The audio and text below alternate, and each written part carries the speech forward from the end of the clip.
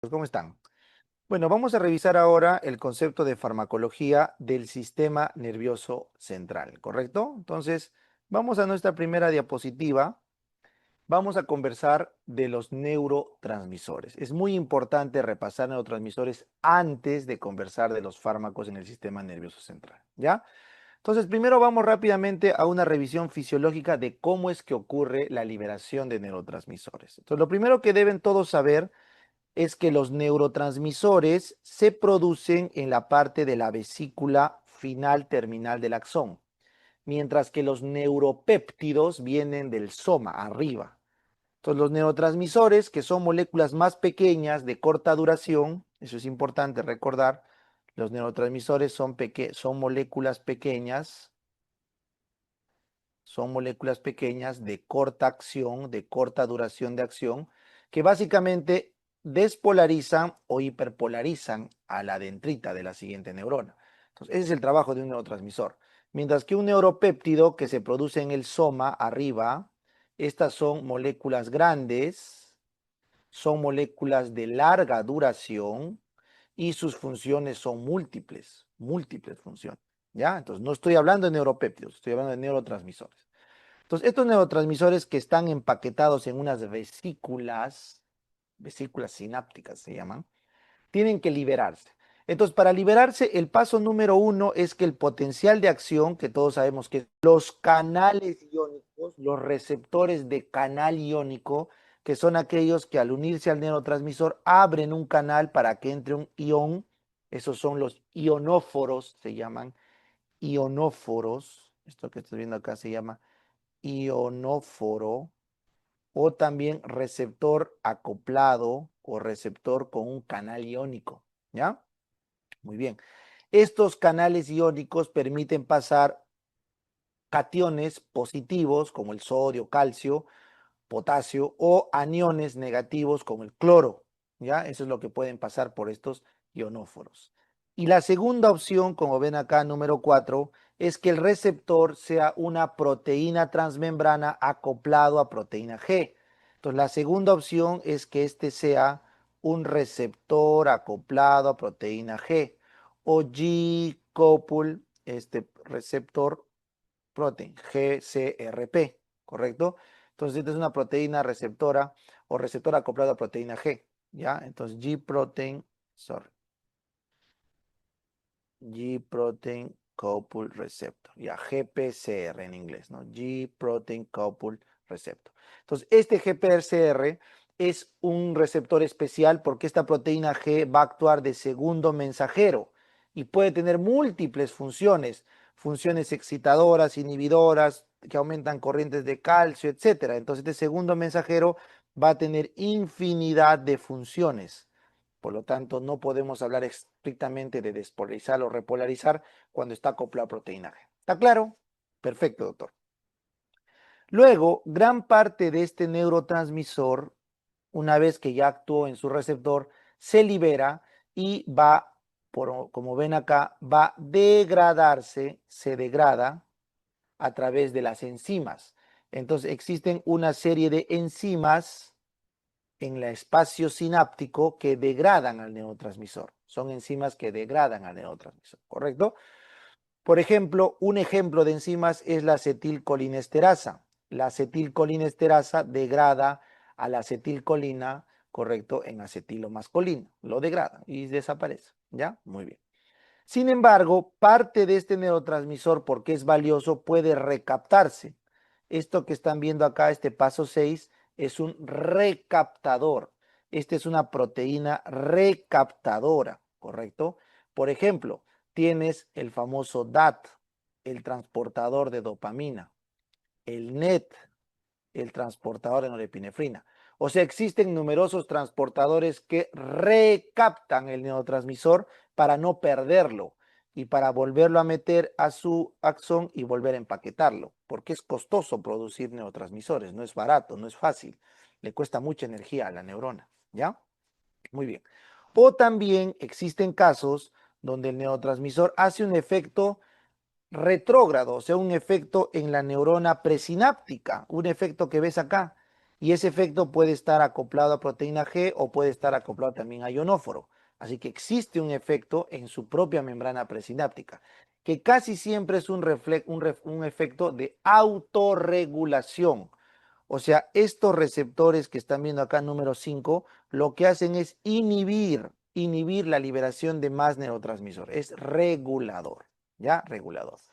Y finalmente, algunos neurotransmisores no tóxicos, sino muy reactivos como el glutamato, que no se puedan metabolizar, son reabsorbidos por, como ves acá, la neuroglía. Ahí se ha cortado la palabra neuroglía, exactamente por el astrocito. Entonces, el astrocito es una célula implicada en el metabolismo de muchos neurotransmisores, incluido el glutamato. Entonces, lo saca de la hendidura sináptica para que deje de hacer acción, ¿ya? Así que eso es lo que ocurre básicamente en los receptores, en la función de los neurotransmisores y sus receptores, ¿ya? Muy bien. Adicionalmente, acá tenemos otros datos para que ustedes vean que este neurotransmisor que se ha liberado por canal de calcio también podría liberarse por otras vías, ¿ya? Entonces forman acá unas vesículas mediadas por clatrina, ¿correcto? Que podrían luego exocitarse en la parte presináptica, pero fuera de la hendidura. Pero eso ya es algo menos relevante para nuestro estudio farmacológico. Muy bien, entonces, ¿tienen claro cuál es el camino que sigue un neurotransmisor? Clarísimo, doctor. Se sintetiza en la terminal axonal y se libera la hendidura sináptica, actúa sobre sus receptores postsinápticos, ionóforos o proteína G, se metaboliza, se recapta, actúa sobre el presináptico o se va hacia el astroglía o el astrocito para eliminarse. Perfecto, doc, perfecto. Entonces, lo siguiente que quiero que estudien acá es cuáles son los tipos de neurotransmisores. Entonces, según los libros de fisiología, los tipos de neurotransmisores se clasifican según su bioquímica. Clase 1, los clase 2 o aminas, el clase 3 o aminoácidos y el clase 4, que ahí borren por favor, no son aminas, no son aminas, borren otros. Clase 4, ¿ya? Clase 4 que son otros, como el óxido nítrico, ¿ya? Muy bien. Entonces empezamos. Los de clase 1, ahí está la acetilcolina, porque fue de los primeros en descubrirse, la acetilcolina, ¿ya? La acetilcolina es un neurotransmisor excitador, que se produce en las células del núcleo basal de Meynert. Se produce en las células basal de Meynert, del núcleo basal de Meynert en el sistema nervioso central, pero también se produce acetilcolina en las neuronas motoras. En la motoneurona alfa también se produce acetilcolina. Entonces, los principales lugares de producción de acetilcolina vienen a ser en la motoneurona alfa, en las células colinérgicas del núcleo basal de Meynert y también en el sistema preganglionar del sistema nervioso autonómico, o sea, en el preganglionar simpático y en el preganglionar parasimpático. Y en el posganglionar del parasimpático. ¿Ya? Entonces, los 4 lugares donde se produce acetilcolina son en el núcleo, voy a hacerle con color a cada uno, ¿ya? La acetilcolina vamos a hacer de color amarillo oscuro. Se produce en el núcleo basal de Meynert, en el sistema nervioso central, se producen en las fibras preganglionares, tanto del simpático como del parasimpático, en las posganglionares del parasimpático y en las motoneuronas alfa. Ahí tenemos acetilcolina, que es un neurotransmisor principalmente excitador. ¿Por qué? Porque permite la entrada de sodio. Chévere. Luego vamos con las aminas. Las aminas que tenemos son varias. Tenemos la norepinefrina, la epinefrina, la dopamina, la serotonina y la histamina. Esas son las aminas, ¿ya? Entonces vamos a hacer un breve recuento de cada una de ellas. Voy a borrar acá para darme espacio. Ya tú lo apuntas al costadito. La norepinefrina, no se olviden, se produce principalmente por las células postganglionares del sistema simpático. Las células postganglionares del sistema simpático liberan noradrenalina o norepinefrina, ¿ya? Esto también se libera en el locus ceruleus. El locus coeruleus, pero en verdad se lee ceruleus, el locus coeruleus del tronco encefálico libera también norepinefrina para el sistema simpático. Ya, esos dos lugares. La norepinefrina es una amina excitadora. Nos da el estado de alerta, ¿ya? Muy bien. Sin embargo, la epinefrina es un metabolito final de la norepinefrina. Cuando a la norepinefrina le añadimos un metilo, si a la epinefrina le añadimos un metilo, producimos epinefrina. La epinefrina también es excitadora, ¿correcto? Pero esto solo se produce en la médula adrenal. No olvides.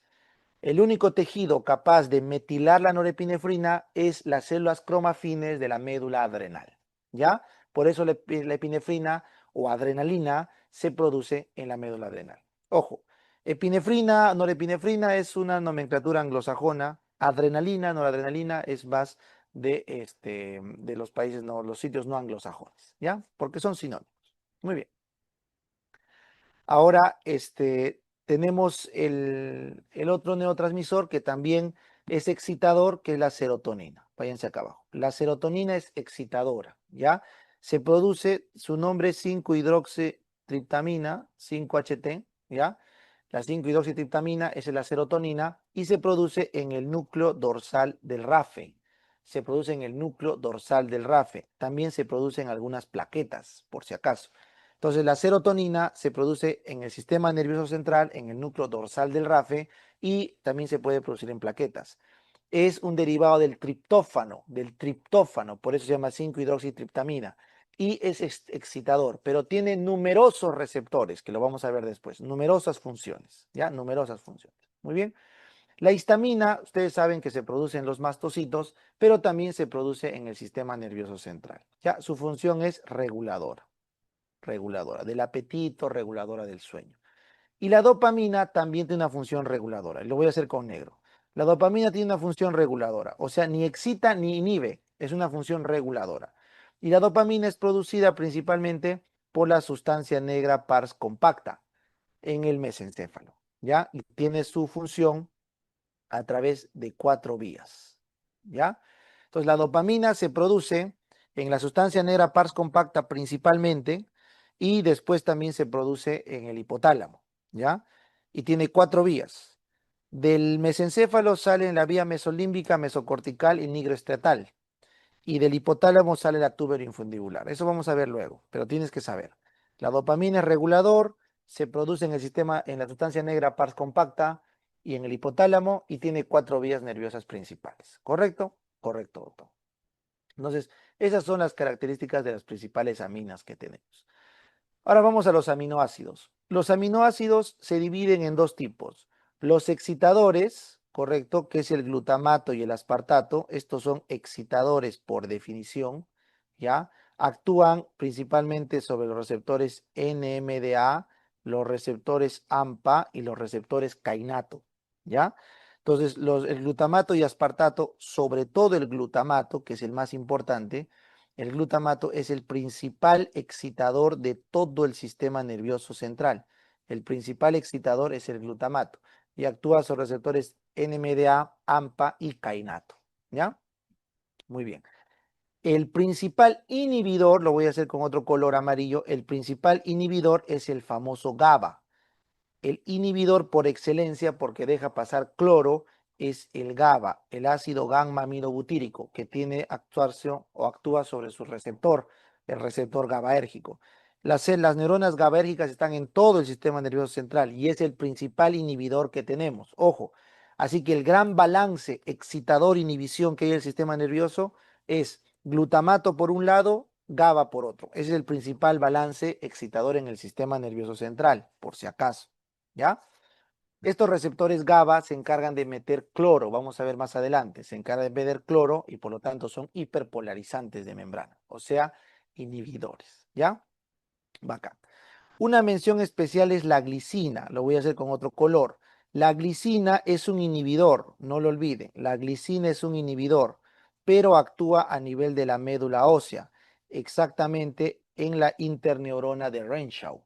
El sistema interneuronal de Renshaw es una inhibición local que tiene la motoneurona alfa, que saca una pequeña fibra, el axón de la motoneurona alfa, que regresa para inhibir a los niveles superior e inferior respectivamente en la médula y evita que la contracción muscular sea torpe. Entonces, la glicina es el inhibidor implicado en el sistema de autorregulación motora de la interneurona de Renshaw. ¿Está bien? Cuando nosotros bloqueamos la glicina, la interneurona del Renshaw ya no puede inhibir a los niveles de la motoneurona alfa y pasa que empezamos a tener lo que se conoce como tétanos o el famoso opistótonos, ¿ya? Entonces, el tétanos u opistótonos es la manifestación clínica del bloqueo de la interneurona de Renshaw. Y se ha visto que la toxina de la bacteria del Clostridium tetani produce esto. Por eso, ¿qué hace el tétanos? Produce una toxina que bloquea la interneurona de Renshaw, bloqueando la glicina. ¿Ya? Muy bien. Entonces, eso quiero que quede claro. Por eso es un aminoácido inhibidor, igual que el GABA. ¿Ya? Bacán. Y los de clase 4, como el óxido nítrico, tienen funciones no bien conocidas. Así que el óxido nítrico también es un neurotransmisor porque es de acción rápida, es molécula pequeña, pero sus funciones no están bien claras todavía. ¿Ya? Así que a lo largo de toda esta charla de farmacología, lo que vamos a hacer nosotros es ver los receptores, los fármacos, agonistas, antagonistas de cada uno de estos neurotransmisores. Para fines prácticos y didácticos están divididos así. Como el sistema simpático y parasimpático tienen actividad periférica, entonces la acetilcolina, la norepinefrina y la epinefrina se van a tratar en una parte diferente. Mientras que la dopamina, la serotonina, el glutamato y el GABA se van a tratar en otra parte. ¿Está bien? Así que va a haber una pequeña división de estos neurotransmisores debido a dónde abundan más.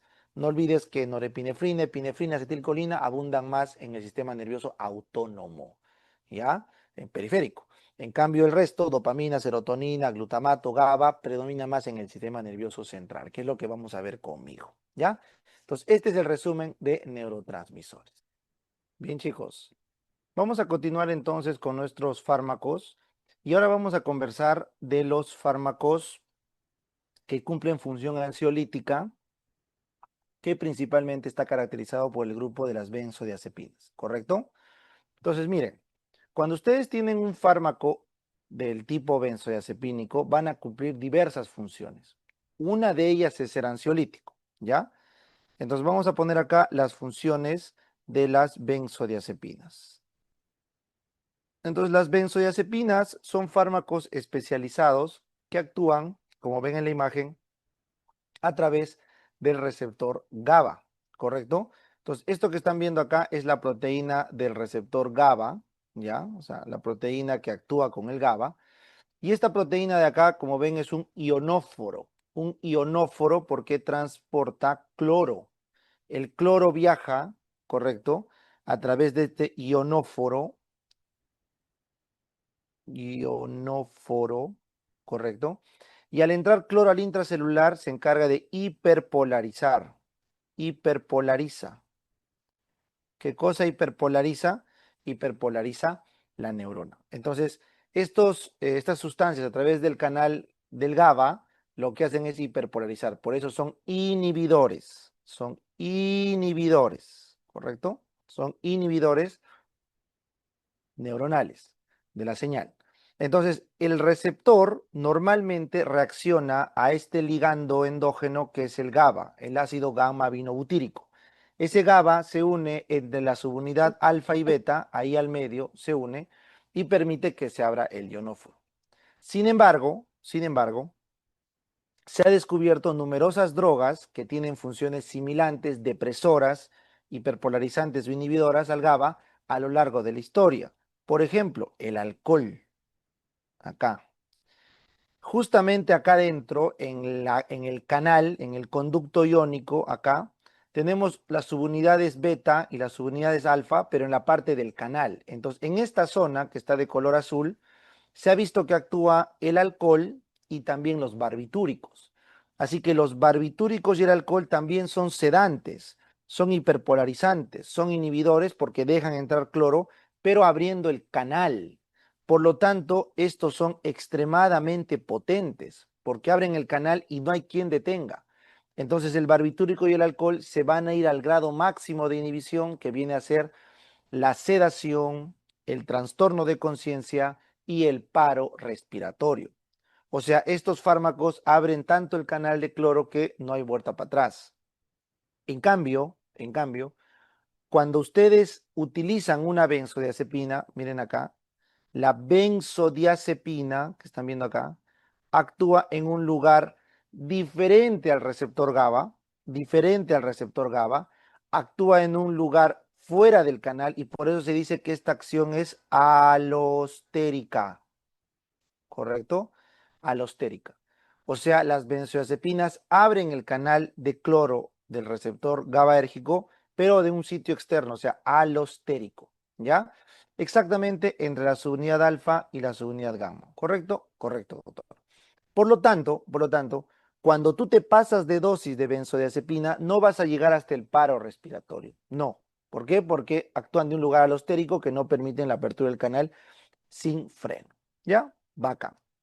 Entonces, dicho esto, ahora sí vamos a poder ver todas las funciones que tienen estas benzodiazepinas. Entonces, las benzodiazepinas cumplen una función importante al hiperpolarizar la neurona y ¿qué cosa causan? Efecto anticonvulsivante.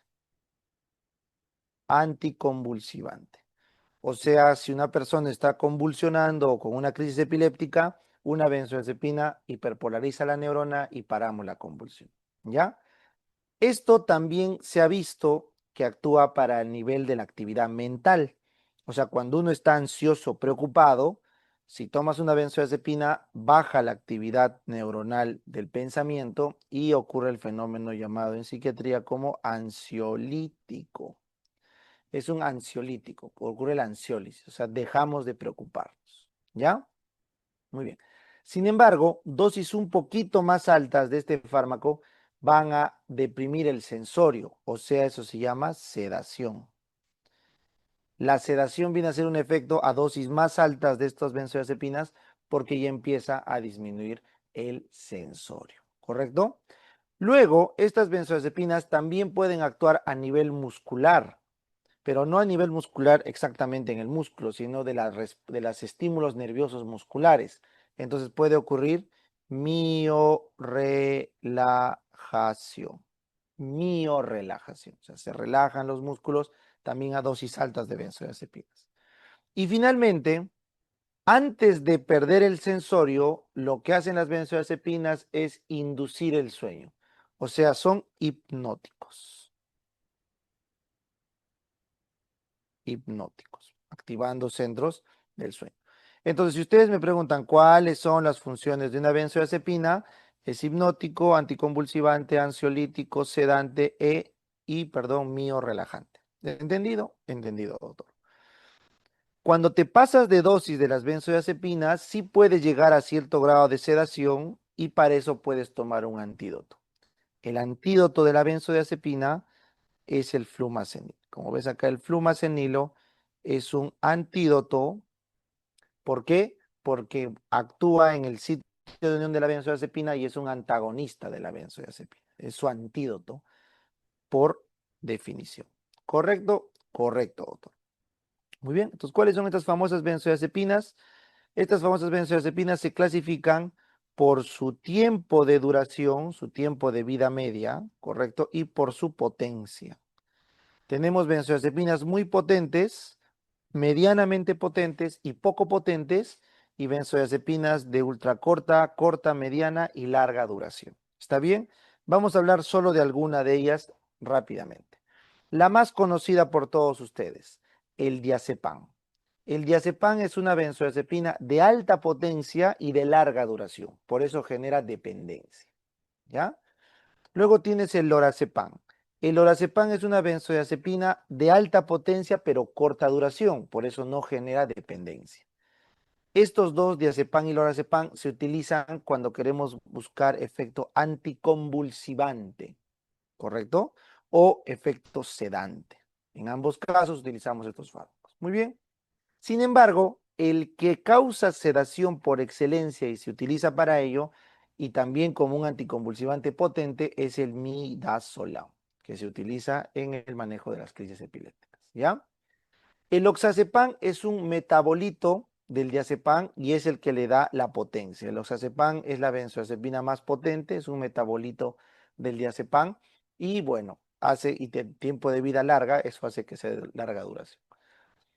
El alprazolam es de mediana potencia y de un tiempo de vida medio también, y ese se usa para la ansiólisis.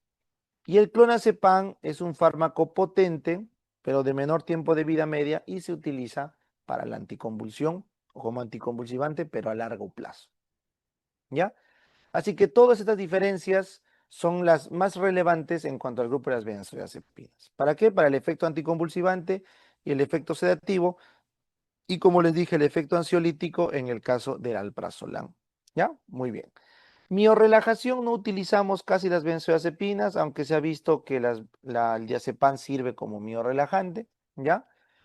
Y lo que sí nos importa es la hipnosis. Recuerden que mucha gente sufre de insomnio. Entonces, la hipnosis es un efecto deseado en estas personas, pero sin el resto de efectos.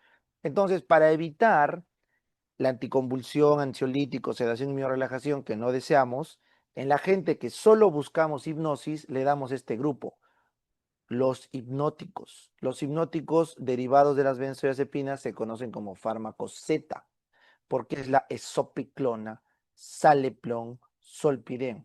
Estos fármacos Z actúan en un subtipo de receptor GABA que solamente inducen el sueño. Sin embargo, con el tiempo se dieron cuenta que también producían adicción, porque tarde o temprano los fármacos inhibidores terminan dando abstinencia. Entonces se inventó los agonistas del receptor de la melatonina. Los agonistas del receptor de la melatonina, en este caso la melatonina propia o el ramelteón, la melatonina propia o el ramelteón, son fármacos que inducen el sueño de forma rápida, tiempo corto, no generan insomnio, somnolencia al día siguiente y no generan dependencia. Por eso la droga número 1 para inducción del sueño son los agonistas de los receptores de melatonina. ¿Ya? Perfecto, doctor. Y como les había explicado, el flumacenilo viene a ser el antagonista del receptor de la benzodiazepina, ¿no es cierto? El sitio de don. Por eso es su antídoto. Es su antídoto. ¿Ya? Su antídoto. Muy bien. Entonces, ¿para qué enfermedades vamos a prescribir estos medicamentos? Bueno, ya les dije, para las crisis convulsivas, para los ataques de pánico en psiquiatría, ¿correcto? Para las contracturas musculares como las distonías, ¿ya? Podemos utilizar para las epilepsias, no es lo mismo decir crisis convulsiva o crisis epiléptica que epilepsia. La epilepsia es manejo crónico. Y para inducir la anestesia. Anestesia. Esa es la principal indicación de estos medicamentos. ¿Ya, chicos? Así que este es nuestro resumen de ansiolíticos. Muy bien. Ahora vamos a conversar de litio, ¿ya? Vamos a conversar de litio y su mecanismo de acción junto con otros fármacos relacionados a la regulación del humor, ¿ya? Entonces, antes de entrar en el litio de lleno, voy a hacer un breve resumen de lo que vimos sobre el humor, ¿no es cierto? Ustedes recuerdan que tenemos noradrenalina, tenemos serotonina, 5-HT, y tenemos dopamina, ¿verdad?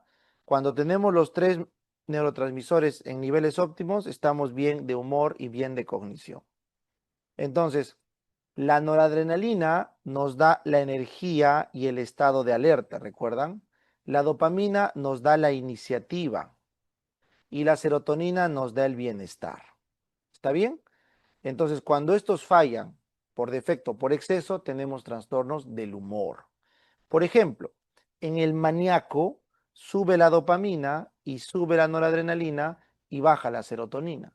Entonces, el maníaco tiene mucha energía, mucho estado de alerta, tiene demasiada iniciativa para hacer cosas, pero no se siente bien. Esa es la típica combinación en un maníaco. Por lo tanto, el objetivo terapéutico en la manía será estabilizar el exceso de noradrenalina, dopamina, sin tocar la serotonina que de por sí ya está baja. Y de preferencia se debería buscar subir la serotonina, ¿ya? Entonces, para eso se ha inventado o se ha descubierto el litio, ¿ya? No es que se ha inventado, se ha descubierto porque es un metal. ¿Qué hace el litio? Miren acá.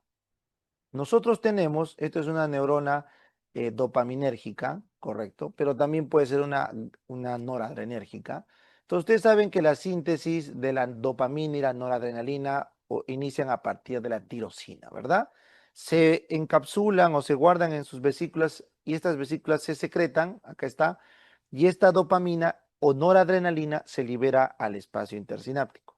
Y este de acá actúa en la possinapsis, en la neurona posináptica, a través de sus receptores. En este caso, el receptor dopaminérgico D2, que es un receptor típico en la vía extrapiramidal, y el receptor dopaminérgico D1, que también lo tenemos en la vía extrapiramidal. Ya, entonces, estos receptores dopaminérgicos, porque hay varios tipos, pero se agrupan en dos grandes familias D1, D2, van a actuar, la dopamina va a actuar en ellos y van a desencadenar una serie de respuestas. Por ejemplo, puede ser a través del AMP cíclico. Ustedes deben recordar que el receptor dopaminérgico de la familia 1 son estimulantes del AMP cíclico y los de la familia 2 son inhibidores del AMP cíclico. ¿Ya? Eso debe quedar claro. Muy bien. O también pueden usar otras vías, por ejemplo, los receptores dopaminérgicos de la familia D2 estimulan el paso a inositol trifosfato. Y ustedes saben que el inositol trifosfato libera calcio, que es un segundo mensajero. ¿Correcto? Correcto, doctor. Entonces, lo que se ha visto es que este litio, que están viendo acá, el litio, es un eutimizante. Esa es la palabra. Es un eutimizante. ¿Qué significa eutimizante? Que regula la liberación excesiva de dopamina y noradrenalina. O sea, regula la liberación de noradrenalina y de dopamina. ¿A través de qué? Acá. Como ves, el litio que estás viendo acá va a evitar la salida de la vesícula. Entonces vamos a dibujarlo acá. El litio va a bloquear acá la salida de la vesícula. Ahí. ¿Correcto? El litio evita que se libere esa vesícula. Es el primer mecanismo de acción. El segundo mecanismo de acción es el litio, acá inhibe la recuperación del inositol trifosfato. O sea, inhibe la vía acá del inositol trifosfato. Así que estos dos mecanismos, uno postsináptico, que es interferir en la vía del IP3, y la otra presináptico, que es evitar la liberación de la vesícula, son los principales efectos que se le atribuye al litio. ¿Correcto? Correcto, doctor. Muy bien. Tenemos otros fármacos, ya que ustedes también vamos a ver más adelante, que son los antipsicóticos. Los fármacos antipsicóticos son bloqueantes de los receptores D2, son bloqueantes de los receptores D2, eso vamos a ver luego. Y luego también tenemos los fármacos estimulantes como la cocaína. La cocaína, no se olviden, son inhibidores de la recaptación, ¿ya? La cocaína son o estimulantes como las anfetaminas, inhiben la recaptación de la dopamina o la noradrenalina. ¿Correcto? Correcto, doctor. Entonces, hemos aprendido el mecanismo de acción del litio, ¿ya? Ahora, ¿cuál es el problema del litio? El litio, chicos, o carbonato de litio es un metal de carga positiva parecido al sodio y se tiene que dar como carbonato de litio. Entonces, al darse como carbonato de litio, este permite tener, o perdón, se permite prever efectos en ciertos órganos que tienen receptores ionóforos de sodio. Por ejemplo, en el riñón, que es el órgano más afectado de todos, no se olviden, el litio genera una nefritis intersticial. Una nefritis intersticial, ¿ya? Esta nefritis intersticial va a terminar dando una diabetes insípida nefrogénica, ¿correcto? Y insuficiencia renal crónica a largo plazo. Entonces, el daño que están viendo acá es un daño tubular, tubular. Entonces, nefritis intersticial, diabetes insípida nefrogénica, insuficiencia renal crónica y daño tubular. Eso es lo que tiene como efecto el riñón, o sea, el litio en el riñón. ¿Ya? Muy bien. Luego, endocrino tiene problemas con el sensor de calcio. Entonces, puede dar un hiperparatiroidismo. Un hiperparatiroidismo, ¿por qué? Porque estás alterando la recepción o el sensor de calcio, ¿ya? En la paratiroides. Y por otro lado, puede dar un hipotiroidismo subclínico.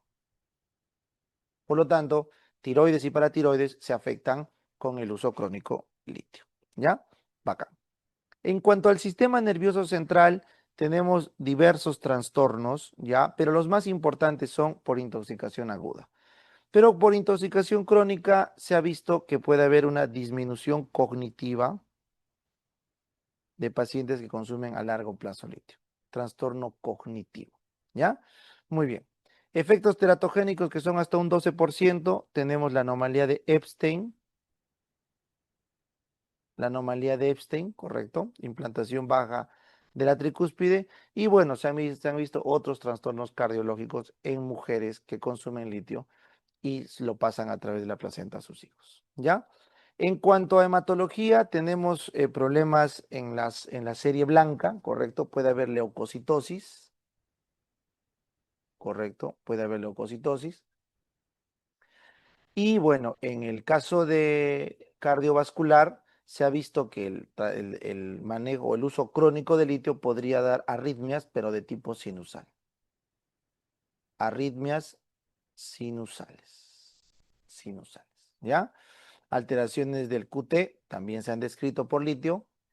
Y finalmente, si les preguntan los efectos más frecuentes, de lejos son los efectos del tracto gastrointestinal, o sea, una gastritis, náuseas, falta de apetito.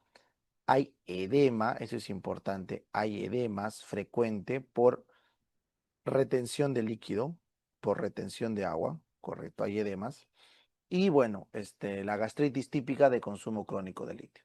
Así que esos son los efectos adversos que tienen mucho que ver con ser un derivado de un metal monovalente parecido al sodio y también por ser carbonato. Por tener un carbonato genera todos esos problemas. Muy bien. Ahora, cuando una persona se medica con litio, lo ideal es subirle su nivel de litio por encima de 0,8 mil equivalentes, con un rango de hasta 1,2 mil equivalentes. Ese es el rango terapéutico que se espera tener en el consumo en el manejo del litio. Pero si te pasas de 1,5, si te pasas de 1,5 de litio, ya estás entrando en intoxicación leve. Si te pasas de 2, moderada. Si te pasas de 3, grave. O perdón, 2,5 grave. Entonces la intoxicación de litio arranca en 1,5 y tu razonamiento tiene que ser, como es un metal monovalente, va a tener efecto primero sobre las neuronas. Por eso lo primero que tienes es ataxia, temblor grueso, disartria, nistagmus. Todo esto problemas de quién? Del cerebelo. Lo primero que se afecta es el cerebelo, ¿ya? Letargia, debilidad y mareos también son neurológicos, pero más inespecíficos. Luego, a medida que aumenta la intoxicación, ya te vas a ir hacia centros nerviosos más superiores. Por ejemplo, visión borrosa. Visión borrosa. Empieza a haber convulsiones, fasciculaciones en los músculos periféricos. Empieza a haber convulsiones clónicas, hiperreflexia, ¿ya? Y luego se altera el corazón, ¿correcto? Se altera el corazón. El electrocardiograma empieza a alterarse, hay arritmias y eso lleva a hipotensión. Así que esos son los efectos neurológicos y cardiovasculares por alteración de membrana. Y el extremo es que ya se altere toda la corteza y entramos en estupor o coma. Así que el litio en exceso termina llevando al paciente al coma, pero no lo mata. Lo que lo mata es el daño renal. Entonces, cuando estamos en una intoxicación grave de litio, aparece falla renal aguda, oliguria y muerte. Así que la muerte por intoxicación de litio es renal. Es renal. ¿Correcto?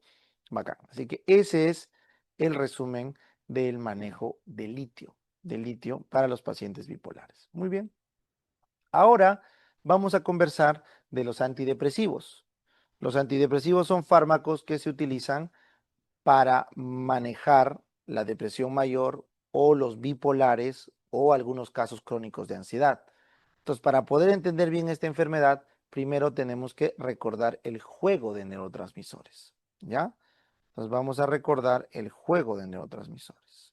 A ver, Doc, ¿cómo sería eso? Acá está, sencillo.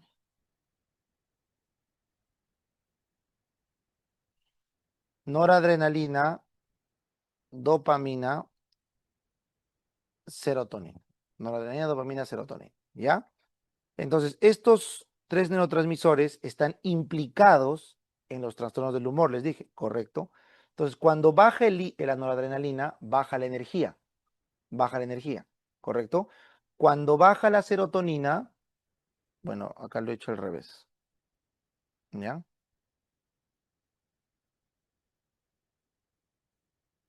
Acá. Serotonina, dopamina, ¿ya? Entonces, cuando baja la noradrenalina, baja la energía, ¿correcto? No nos da ganas de hacer cosas. Cuando baja la dopamina, baja la iniciativa, no tenemos voluntad para hacer cosas. Y cuando baja la serotonina, nos sentimos tristes, desesperanzados. Entonces, en el depresivo, en la depresión, ocurren estos tres. Baja la noradrenalina, por eso baja la energía mental, baja la serotonina, por eso nos sentimos tristes, desesperanzados, y baja la dopamina, lo que genera que no tenemos iniciativa, perdemos ganas de hacer cosas. Así que estas tres son las causantes finales de la depresión. Entonces, un fármaco antidepresivo, ¿qué busca? Un fármaco antidepresivo busca aumentar la disponibilidad de dopamina, aumentar la serotonina y aumentar la noradrenalina. Correcto. Pero hay un gran problema. ¿Cuál es, Doc? El problema está en que si yo te subo la noradrenalina, te puedo dar un ataque simpático, hipertensión, taquicardia. Si yo te subo la dopamina, te puedo dar una agitación psicomotora, alucinaciones. El paciente se agita, pues. Entonces, por todas esas cosas, se prefieren fármacos que solo actúen acá, elevando la serotonina, para que te sientas bien otra vez. Y con el tiempo, a través de la psicoterapia, tú vas a sentirte o tú vas a hacerte una motivación interna para aumentar tú mismo tu dopamina y con el tiempo, descansando bien y con psicoterapia también, vas a recuperar tu noradrenalina. ¿Me entiendes? Así que la medicación antidepresiva está orientada acá. Existen fármacos, sí, que te hacen las dos cosas. Te suben serotonina y noradrenalina. Sí existen y son buenos, ¿ya? Pero lo que no existen son fármacos que te suban también la dopamina. No, porque eso sí tiene riesgo de agitación. ¿Está bien? Correcto. Entonces, para empezar este viaje por la serotonina, vamos a ver su síntesis. Entonces, recuerden, la serotonina, acá, la serotonina, ya, esto que están viendo acá, la 5-hidroxitriptamida, que es el nombre químico, se podría decir, es el neurotransmisor de la felicidad, acuérdate. Es el neurotransmisor Coca-Cola, ¿ya? Porque es de la felicidad. O sea, tú te estás alegre con tu serotonina, happy, te dieron una buena noticia, vas cantando a tu trabajo, o sea, eso es serotonina hablando, ¿correcto? No es noradrenalina. Noradrenalina es cuando estás despierto, con energía. Y dopamina es cuando estás emocionado, empilado, como decimos. ¿Ya? Entonces, serotonina es felicidad. ¿Está bien? Correcto. Entonces, yo me acuerdo así porque, ¿cómo es un viaje? Para ti, ¿qué evoca en tu cerebro un viaje? Felicidad, doctor. Qué lindo viajar. Correcto. Viaje, ¿cómo se dice en inglés? Trip. Entonces, el triptófano, así me acuerdo, el triptófano es el precursor de la serotonina. Para no confundirme con la tirosina es el precursor de la noradrenalina y la dopamina. ¿Correcto? Va acá. Entonces, esta serotonina, como ven, es el neurotransmisor del bienestar, se suele sintetizar en el núcleo dorsal del RAFE, como ya habíamos visto. ¿Ya? La serotonina se libera en el núcleo dorsal del RAFE. Esta serotonina suele producirse de día, ¿correcto? De día. Sin embargo, durante la noche, ¿correcto? Tenemos esta de acá, que es la melatonina. Así que la glándula pineal, altamente estimulada por los ciclos circadianos, sintetiza melatonina, ¿correcto? Sintetiza melatonina. Y esta melatonina es un paso posterior a la serotonina. Por eso se ha visto que el neurotransmisor serotonina-melatonina van de la mano. Si nosotros tenemos problemas del sueño, vamos a tener problemas con la melatonina. Y eso probablemente nos va a traer problemas al día siguiente. Vamos a amanecer mal, con mal humor, cuando duermes mal, amaneces de mal humor, bueno, pues entonces eso son efectos de una alteración en la secreción de melatonina que repercute en la secreción de la serotonina, ¿ya? Así que estos dos neurotransmisores están altamente relacionados. Núcleo dorsal del RAFE, serotonina, y glándula pineal, melatonina, ¿correcto? El neurotransmisor durante el día de la alegría, serotonina, y durante la noche, la melatonina, ¿ya? Perfecto. Por eso hace un momento les dije que los agonistas de los receptores de melatonina se encargaban de qué? De inducir el sueño, ¿verdad? Sí, doctor, te lo dijo. Ahí también te acuerdas. Muy bien. Esta serotonina, para terminar la parte de revisión del neurotransmisor, se metaboliza y termina botándose a la sangre el ácido 5-hidroxiindol acético. 5-hidroxiindol acetic acid. ¿Ya? Entonces, 5-hidroxiindol acetic acid, ese es el metabolito que se puede detectar en la orina o inclusive en el suero, que nos dice los niveles de serotonina que tenemos en el cerebro, ¿ya? También se puede metabolizar y detectar en el líquido cefalorraquídeo, así que es una forma más específica de medir la producción central de serotonina. ¿Correcto? Correcto, doctor. Entonces, ¿dónde actúa esta serotonina? Lo tienes acá. Esta serotonina, como ves acá, va a actuar, ahí está, en su receptor. Su receptor serotoninérgico tienes hasta 14 tipos de receptores, son varios, pero los más estudiados son los 7 primeros, ¿ya? 6 de ellos son acoplados a proteína G y uno es un ionóforo de calcio, ¿ya? Por si acaso. Muy bien. Entonces, esta serotonina, ¿qué va a hacer? Una serie de modulaciones de las señales celulares y función celular asociado al estado de bienestar, a estar feliz, ¿no es cierto? Correcto. Como este neurotransmisor es importante, tiene que recaptarse. ¿Para qué? Para volver a empaquetarse en sus vesículas y volver a liberarse después. Ustedes ya saben que su síntesis iniciaba en qué neurotransmisor, o perdón, en qué aminoácido, en el triptófano. ¿Verdad? Correcto, doctor. Entonces, ¿qué es lo que ocurre acá? En un paciente depresivo, habíamos quedado que disminuye. En un paciente depresivo disminuye la serotonina. Entonces, para tú poder tener mayor efecto de serotonina, tienes varias opciones. Puedes aumentar su síntesis, puedes evitar su recaptación, ¿correcto? O puedes evitar su degradación. En este caso acá faltaría poner que esta serotonina se degrada por la MAO, ¿ya? Se degrada tanto en el espacio intermembrana o intersináptico como en el intracelular. Como estás viendo acá, la MAO principalmente actúa en el intracelular. En el extracelular es la COMT la que actúa. Entonces, la acción de la MAO es principal intracelular. Muy bien, ¿ya? Entonces, por eso es importante que recuerden el metabolismo.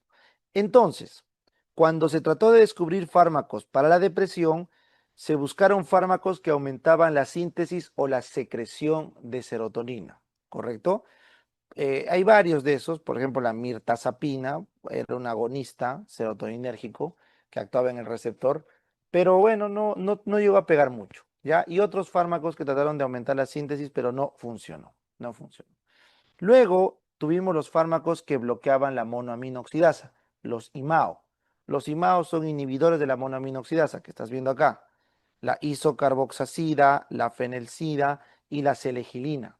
Son fármacos muy buenos, pero con múltiples efectos adversos. ¿Por qué? Porque cuando bloqueo la monoaminoxidasa, no solamente interfiero con el metabolismo de la serotonina, también lo hago con la noradrenalina, con la dopamina y otras aminas, así que esto se me complica, se me complica. Así que bloquear la MAO no es tan sencillo sin agarrar efectos adversos. Entonces se descubrieron fármacos que bloqueaban su recaptación y aparecieron los antidepresivos tricíclicos, TCA. Estos TCA o en castellano ADT son antidepresivos tricíclicos, ¿ya? En inglés Tricyclic Antidepressants.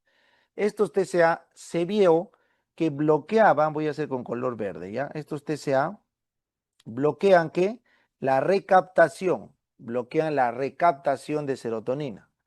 Eso es muy bueno, claro, de tal forma que el paciente tiene más serotonina en su espacio intersináptico y por ende mejora su bienestar. Sin embargo, se ha visto que también bloqueaban la recaptación de noradrenalina. Acá que ven a este neurotransmisor que están viendo acá, en la norepinefrina o noradrenalina, que también se ha visto que evitan su recaptación.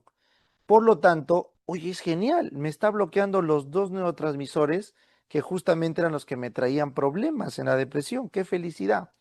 El problema es que el tricíclico también bloqueaba otros receptores, como el muscarínico, como el alfa-1 y el histamínico, etc. Entonces, los antidepresivos tricíclicos son bloqueantes inespecíficos. Esa es la palabra, bloqueantes inespecíficos. ¿De qué? De serotonina, noradrenalina, receptores muscarínicos, alfa-1 e histamínicos. Por lo tanto, como son inespecíficos, su acción es errática, entonces tienen numerosos efectos adversos. El peor efecto adverso que tiene la amitriptilina es la arritmia. La amitriptilina genera arritmias letales, ¿correcto?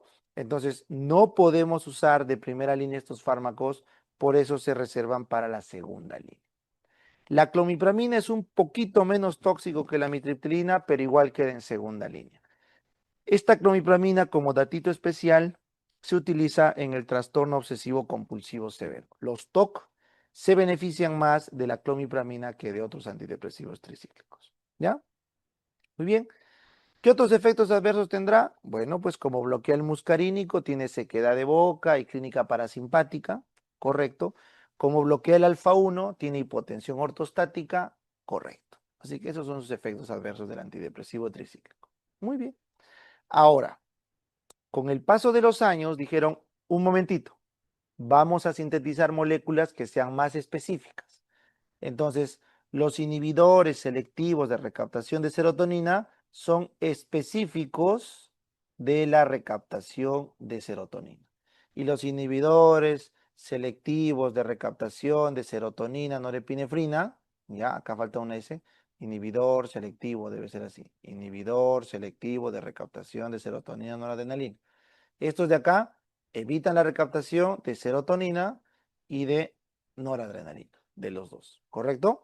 Entonces, estos fármacos son los más modernos, ¿ya? Por eso los voy a pintar acá, con color, vamos a hacer con color verde oscuro, los inhibidores selectivos de recaptación de solamente serotonina, estos de acá. ¿Cuáles son, Doc?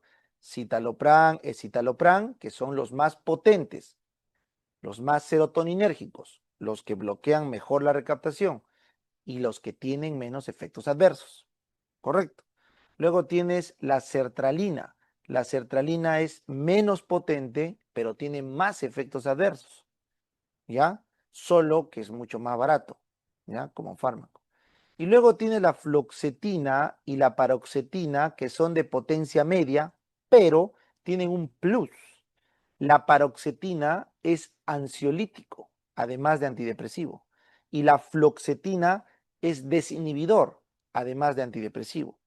Entonces, tú vas a estar listo para comprender en qué momento usar cada uno de estos fármacos. Por ejemplo, tengo un paciente depresivo grave, grave, que se quiere matar inclusive. ¿Qué fármaco lo va a sacar más rápido del hoyo? ¿El citalopram o el escitalopram? Tengo un paciente que es muy tímido, muy inhibido, para en su cama durmiendo todo el día. ¿Qué antidepresivo lo va a desinhibir? Fluoxetina. Por otro lado, tengo un paciente muy ansioso y depresivo, o sea, para ansioso y a la vez triste, paroxetina. Y finalmente, ¿cuál es el fármaco más barato y de mayor acceso antidepresivo, el más usado históricamente? Sertralina. ¿Ya? Muy bien. ¿Tiene algún efecto adverso los inhibidores selectivos de recaptación de serotonina? No, no. Son libres, no tienen contraindicaciones propias de su mecanismo de acción, salvo que seas alérgico. Y el único efecto que se ha visto, pero no en todos, sino en estos de acá, en la sertralina, en la paroxetina y a veces en la fluoxetina, es la impotencia sexual. Así que la impotencia sexual, la falta de líbido, la disfunción sexual eréctil son los principales efectos adversos de los antidepresivos. Por ende, muchos hombres no se pegan al tratamiento porque claramente ven mermada pues, su función sexual. Por eso es que Se recomienda dar citalopram o escitalopram inclusive en gente joven para evitar este efecto adverso. ¿Ya? Bacán. Por otro lado, se ha visto, oye, pero cuando yo te bloqueo la recaptación solamente de serotonina, tú estás feliz, pero todavía no te he devuelto la noradrenalina. Y la noradrenalina es la que nos da energía, la que nos pone pilas. Entonces, una persona que toma inhibidores selectivos de recaptación de serotonina solamente está feliz, pero sigue lenta. O sea, está, ay, qué alegría todo, pero sigue apagada. Entonces, si tú quieres activar a esa persona, tienes que darle un inhibidor selectivo de recaptación de serotonina y noradrenalina. Y ¡pa! Lo activas. ¿Correcto? Ahí tienes a la venlafaxina y a la duloxetina. Son inhibidores selectivos de recaptación de serotonina, noradrenalina. Ahí lo tienes. Estos de acá. ¿Ya? Muy bien. Entonces, estos inhibidores de recaptación de serotonina y noradrenalina selectivos son de preferencia porque bloquean la recaptación de ambos neurotransmisores, mejorando las dos clínicas de la depresión, que es la falta de energía y la pena. Es buenísimo. Lo único malo es que como bloquean el receptor de norepinefrina, va a haber demasiada norepinefrina y eso va a tener problemas cardiovasculares. Eso va a tener problemas cardiovasculares, ¿correcto? Entonces, los pacientes hipertensos, hipertensos, cardiópatas, arrítmicos, no pueden tomar venlafaxina o duloxetina. ¿Ya? Pero si no, dáselos porque le va a hacer mucho bien al paciente. ¿Entendido? Entendido. Muy bien. Y finalmente hay unos fármacos conocidos como inhibidores de la recaptación de noradrenalina, dopamina. Estos, como les dije, se encargan de aumentar la dopamina y esos se utilizan para tratar adicciones. Recuerda que la dopamina es un neurotransmisor asociado a las adicciones. Cuando uno es adicto, libera bastante dopamina producto de su adicción. El tabaco es de las drogas la más adictiva de todas, el tabaco.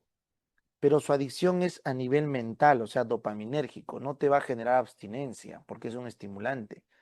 Entonces, para tú ayudar a un adicto al tabaco, le puedes dar bupropión al inicio. El bupropión lo que va a hacer es darle su cuota de dopamina sin que consuma la nicotina. ¿Ya? Ese es el aprendizaje acá con el bupropión. Muy bien. Entonces, espero que con esto haya quedado claro la diferencia entre los antidepresivos tricíclicos que bloqueaban de todo, ¿no? Inclusive acá también me faltó resaltar, porque también bloquean el alfa, y los inhibidores selectivos de recaptación de serotonina y los de serotonina noradrenalina. ¿Correcto? Correcto. Ahora, como la diapo anterior les había dicho, el litio, que están viendo acá de color celeste, bloqueaba la liberación de las vesículas. Por eso acá está, miren, el litio bloquea la recuperación del inositol trifosfato y bloquea la liberación de dopamina y de noradrenalina. ¿Correcto? Correcto, profesor. Entonces, con eso hemos terminado la parte de los antidepresivos. Bien. Bueno, chicos, ahora estamos viendo la parte de antipsicóticos, ¿ya? Esta parte es un poquito compleja, así que quiero que por favor no se me pierdan, ¿ya? Vamos a interiorizarlo bien.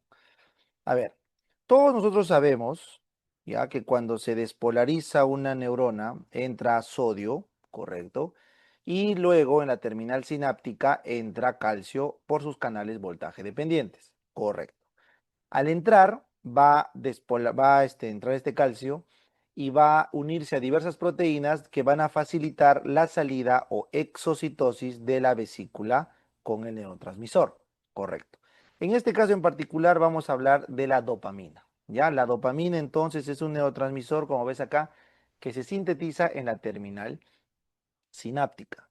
Como les dije hace un rato, la dopamina y la noradrenalina proceden ambas de la tirosina. Entonces, la tirosina entra a través de su canal de aminoácido de tirosina, se transforma en dopa, la dopa en dopamina, y esta dopamina se empaqueta en vesículas que se llenan de dopamina a través del transportador BMAT2. BMAT2, ¿correcto? Entonces es un transportador de aminas, ¿correcto? De vesiculares B+2, ¿ya? Es transportador de monoaminas vesicular, B+2, el nombre completo. Muy bien, entonces esta dopamina se libera por la entrada de calcio, como habíamos quedado, se libera al espacio hendidura sináptica y esta va a actuar en numerosos receptores, ¿correcto? Ser receptores de la familia D1, que son receptores excitadores, porque aumentan el MP cíclico. Acá tenemos el receptor D1 propiamente y el receptor D5, ¿ya? El receptor D1 lo tenemos en el neocórtex y en el cuerpo estriado. Ustedes saben que el cuerpo estriado es el putamen más el caudado, ¿no es cierto? Y el D5 lo tenemos en el hipotálamo y en la hipófisis, o perdón, en el hipotálamo y el hipocampo. En el hipotálamo y el hipocampo tenemos el D5, ¿ya? Correcto. Entonces, es lo que deben ustedes recordar, por favor. Muy bien. Entonces, en ese caso, ambos se han catalogado como receptores estimulantes de la familia D1. Por eso lo ven acá, familia receptora D1. Bacán. Una vez que actúan a través de estos receptores que son acoplados a proteína G, van a tener una respuesta efectora a través de segundos mensajeros.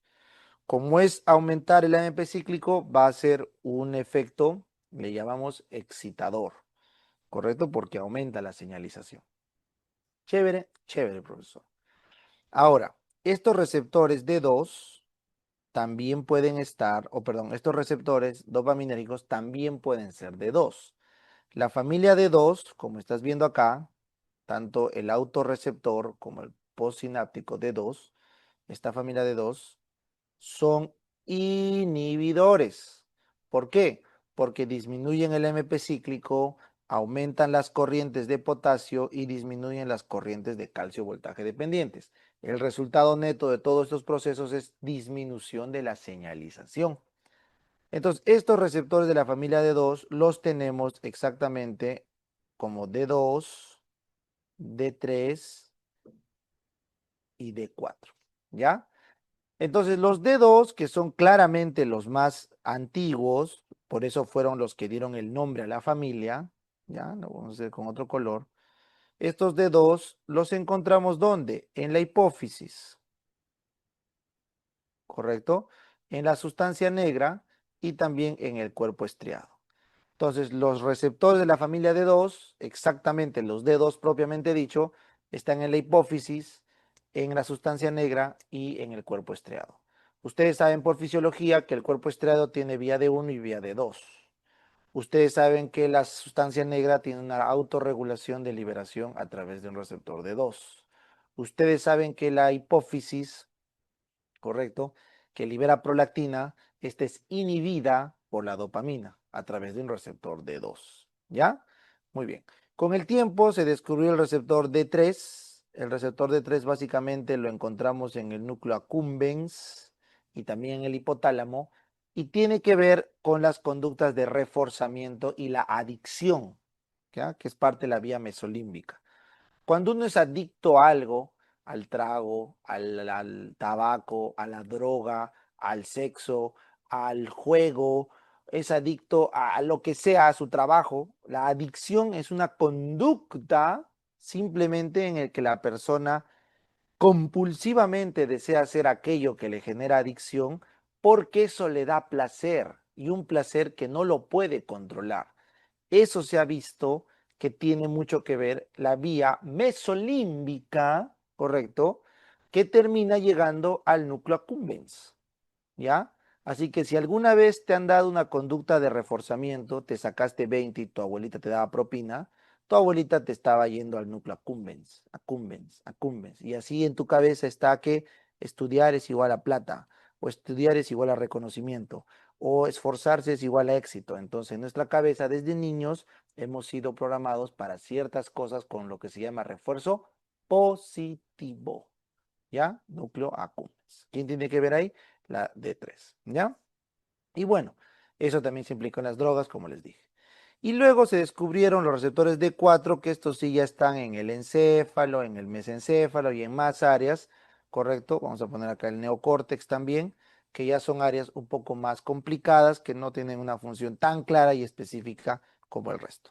¿Está claro? Perfecto, doctor. Así que la dopamina que usted mostró acá puede actuar a través de dos familias de receptores.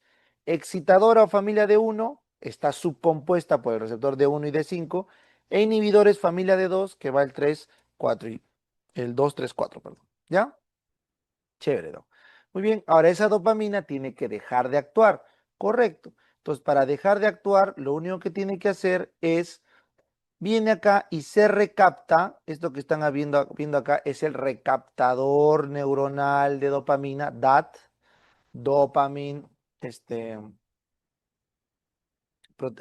transportador de dopamina, DAT, transportador, el DAT es dopamina, DA, transportador.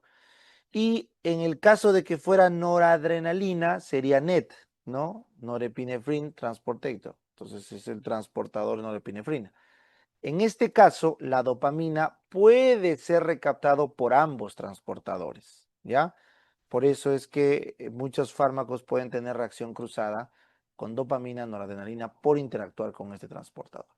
¿Quién bloquea esta recaptación? ¿Se acuerdan? Hace un rato les dije la cocaína, ¿no? Les dije acá que la cocaína, las anfetaminas, que son estimulantes, bloquean estos transportadores, ya sea el de dopamina o el transportador que están viendo acá de norepinefrina. Este sería el NET, pues, ¿no? El NET, el transportador de norepinefrina, ¿ya? Y bueno, ya que estoy escribiendo, este sería el de serotonina, pues, ¿no? El SER, el recaptador de serotonina, ¿ya? Bueno, entendido, entendido. Y luego habíamos quedado que esta dopamina o bien podría volver a almacenarse a través de un BMAT, ¿no? De un transportador de monoamina de vesícula para una siguiente liberación, o bien puede degradarse. ¿Se acuerdan? Habíamos quedado que también podrían metabolizarse, y para el metabolismo de la dopamina, que se vuelve DOPA, ¿ya? Y luego ácido homovalínico, ¿ya? Y ese es el que se excreta. Podemos utilizar diversas enzimas, la MAO y la COMT. La MAO y la COMT, no se olviden. La MAO es principalmente en el intra, la COMT suele actuar fuera, pero las dos pueden estar en ambos espacios. Y esta MAO y COMT tienen implicancias en el metabolismo final de la dopamina. ¿Correcto? Correcto, doctor. Sencillo, ¿ya?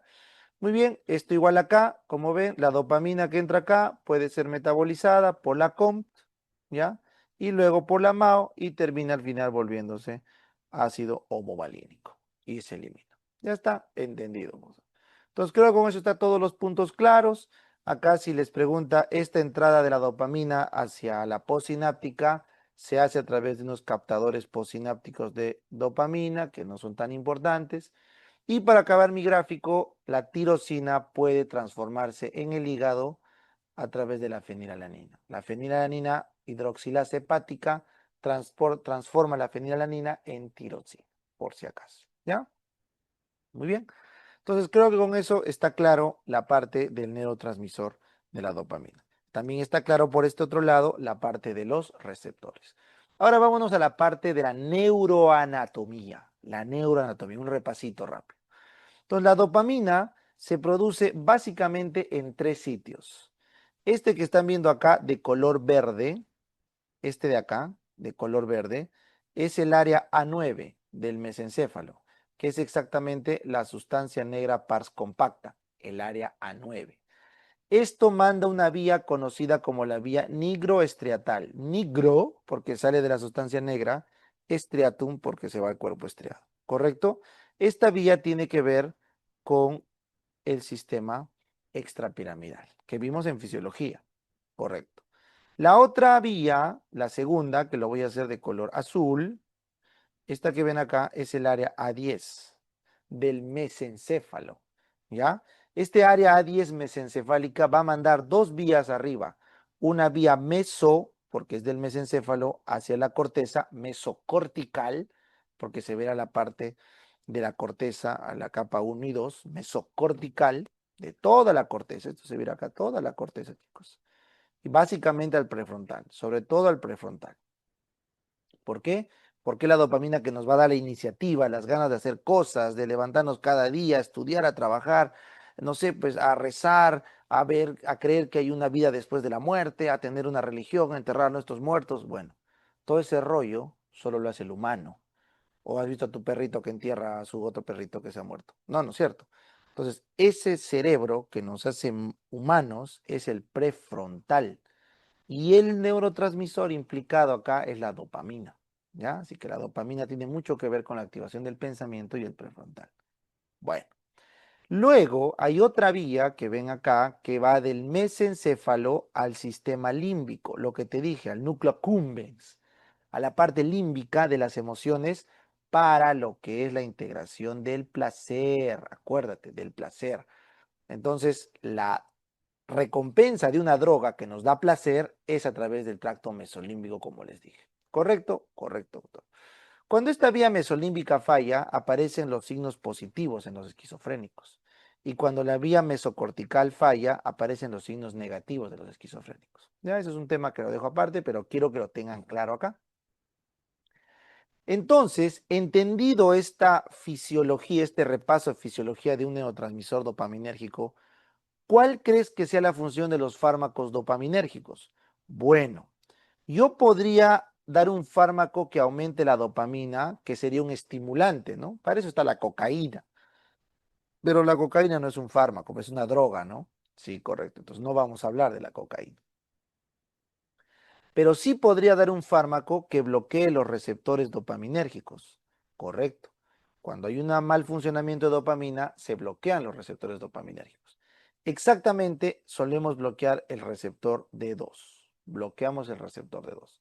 Algunos fármacos bloquean el D1, pero la mayoría de fármacos bloquean la vía D2. ¿Ya? ¿Por qué? Porque es el mecanismo de acción que se ha visto implicado en la esquizofrenia. ¿Ya? En la esquizofrenia, que es el principal o la principal enfermedad que nos obliga a usar bloqueantes dopaminérgicos centrales, ¿ya? Se ha visto que la vía de 2 está implicada.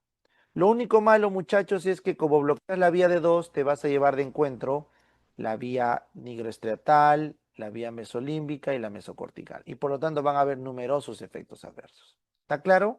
Correcto, doctor. Entonces, ahora sí llegamos de lleno a los antipsicóticos.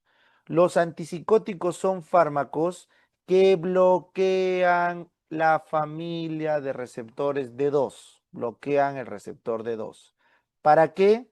Para disminuir la psicosis. ¿Y qué es la psicosis, doctor? La psicosis es una disregulación de la vía mesolímbica, ¿correcto? Lo malo es que cuando bloqueas esta vía mesolímbica, inevitablemente, no puedes hacer nada, baja la vía mesocortical y eso te hace menos humano. Acuérdate, mesocortical, humano, pensamiento, razonamiento. Tomar mucho este medicamento al loquito le va mal. Luego te baja la vía nigroestriatal. La vía nigroestriatal que te comenté hace un momento, la vía nigroestriatal iba de la sustancia negra al estriatum y estaba implicado en el sistema extrapiramidal. Por lo tanto, cuando te bajas esta vía, tienes efectos, ojo, extrapiramidales. Entonces, el cuadro de efectos extrapiramidales se resume en estos 4 efectos adversos: parkinsonismo, distonía aguda, acaticia y disquinesia tardía. ¿Ya? Entonces, ¿qué es el parkinsonismo? El parkinsonismo es una triada: temblor de reposo más bradiquinesia, te mueves lento, más rigidez en rueda dentada de los grupos musculares. Entonces, lo que están viendo acá, este es un temblor, típica disquinesia, producto de los fármacos antidopaminérgicos D2. Si a eso le agregas bradiquinesia y rigidez, tienes un cuadro llamado parkinsonismo. Recuerden que la metoclopramida, que se utiliza para los vómitos y para el peristaltismo gastrointestinal, es un fármaco antidopaminérgico de 2. Correcto. Así que va a tener también estos efectos. Pero no es un antipsicótico. ¿Ya? Muy bien. Luego la distonía aguda, como ven en el dibujo acá, la distonía aguda es una contracción involuntaria de un grupo muscular. Entonces, esto que están viendo acá es una distonía aguda, lo que conocemos como tortícolis. Se le contrae el esternocleidomastoideo y queda con la cabeza chueca. Esa es una distonía aguda. también producto del consumo de un fármaco antidopaminérgico D2, ¿ya? La acaticia es esto que están viendo acá. Es una necesidad imperiosa de moverse. Es como que te picaran las piernas, quieres moverte, estás loco. Eso es acaticia, necesidad imperiosa de moverse de un lado a otro. Ustedes han visto cómo dibujaban a los locos antes, ¿no? Cómo era el pato Lucas. Saltaba, pues, ¿no? Saltaba en el cuarto, tú lo veas loco, pues, ¿no? El pato Lucas. Eso es acaticia, la típica representación de un loco en tratamiento. ¿En tratamiento con qué? Con antidopaminérgicos de dos. Y bueno, la disquinesia tardía es un efecto ya a largo plazo que es irreversible y no lo vamos a comentar. Muy bien, entonces te darás cuenta que estos efectos adversos no son deseables, no se desean. Entonces, los fármacos antipsicóticos que tenían estos efectos se conocen como los antipsicóticos típicos o clásicos, porque fueron los primeros en crearse. Y dentro de ese grupo tenemos al haloperidol, que es el más potente de todos. En este esquema puedes ver en un gráfico de pastel cuál es la proporción del fármaco que se une al receptor de 2. Esto que estás viendo acá es el receptor dopaminérgico de 2. Como te das cuenta, más del 60% del haloperidol se pega al receptor de 2. Por lo tanto, es un antidopaminérgico potente, potente, y por lo tanto te va a desencadenar estos efectos adversos con muchísima frecuencia. ¿Correcto? Correcto, profesor. Entonces, yo al loquito le doy su antidopaminérgico, le bajo la psicosis, pero le hago la vida un infierno por el sistema extrapiramidal. Por eso los loquitos les iba mal, los metían al manicomio, se quedaban por años y morían en el manicomio porque no se iban a curar. Por eso los hospitales que conocemos todavía como manicomios, el Arco Herrera, el Noguchi, el Valdizán, son pampas enormes donde al loco prácticamente como a un animal salvaje se le dejaba para que ahí fallezca. Y era triste su destino. Pero ahora ya no. ¿Por qué? Porque se descubrió, o se inventó en todo caso, se inventaron los antipsicóticos atípicos. Atípicos significa que no hacen el mecanismo normal. Como te darás cuenta, en este pastel, el bloqueo de 2 es mínimo, es mínimo. Entonces, ¿dónde está el efecto? En el bloqueo 5HT2A. Se ha visto con el tiempo que el receptor serotoninérgico presináptico del tipo 5HT2A tiene muchísimo más que ver en la locura que el de 2. Entonces, los fármacos que bloquean el receptor serotoninérgico 5HT2A de las vías implicadas en la esquizofrenia tienen efecto antipsicótico, oh sorpresa, sin tener efectos adversos extrapiramidales. Por eso se llaman fármacos atípicos o los nuevos antipsicóticos. La estrella de esa manchita es la risperidona. ¿Por qué, doctor? Porque es de los que más tiene su actividad antiserotoninérgica. ¿Ya? Tienes también clozapina, muy bueno, tienes quetiapina, muy buenos, pero siempre pongo risperidona porque es el más tolerado y el que más se utiliza en la práctica clínica. ¿Correcto? Correcto, profesor. Entendido entonces la diferencia entre un antipsicótico típico y un atípico. Rápidamente les dicto, los típicos son haloperidol y clorpromacina, para que lo recuerden, y los atípicos son clozapina, olanzapina, quetiapina y risperidona, los más importantes. ¿Ya? Bacán, bacán. Y ahora el resto son efectos adversos diferentes a las vías que hemos estudiado. Entonces volvamos acá a nuestro esquema. No sé si lo notaron, pero yo les dije que habían tres vías de dopamina. La nigroestriatal, la del sistema mesencefálico, que se dividía en dos, mesocortical y mesolímbica del área A10. Y esta que están viendo acá, esta vía que viene del hipotálamo hacia la hipófisis. ¿Se acuerdan? En el hipotálamo teníamos receptores de 5 y en la hipófisis teníamos receptores de 2. O sea, tanto hipotálamo como hipófisis sí tienen actividad dopaminérgica. Esa vía que estoy pintando de morado es la vía túbero infundibular. tuberoinfundibular. Esa vía tuberoinfundibular es la encargada de inhibir la liberación de prolactina. ¿Recuerdan? La hipófisis que producía prolactina y la dopamina del hipotálamo, conocido como PIF, factor inhibidor de prolactina, terminaba siendo dopamina pura y dura, nada más. Se descubrió que la dopamina inhibía a la prolactina. Por eso, cuando tú bloqueas el receptor D2, ¿en dónde? En la hipófisis, este de acá, profe, este de acá, este de acá, entonces la hipófisis queda liberada de la inhibición dopaminérgica y produce prolactina como cancha. Entonces la paciente, ¿qué hace? Galactorrea. Entonces lo que están viendo acá es la galactorrea, producto de la hiperprolactinemia debido al bloqueo dopaminérgico de 2. ¿Entendido? Clarísimo, clarísimo. Muy bien. Y terminamos con el efecto adverso más peligroso, pero el más raro. El efecto adverso más peligroso, pero a la vez el más raro, es el síndrome neuroléptico maligno.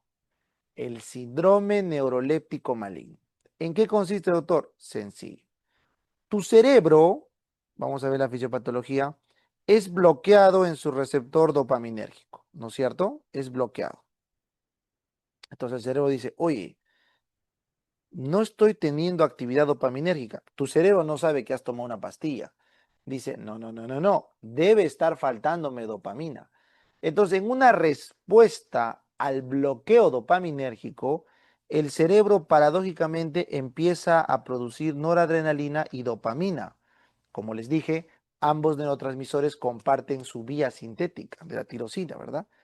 Entonces, este exceso de noradrenalina y de dopamina genera una clínica terrible en una persona, porque nos da clínica de estimulación central. Es como que te coquearas solito, te autocoqueas. Sin consumir la cocaína, tu cerebro se está coqueando. ¿Por qué? Porque está aumentando noradrenalina y dopamina.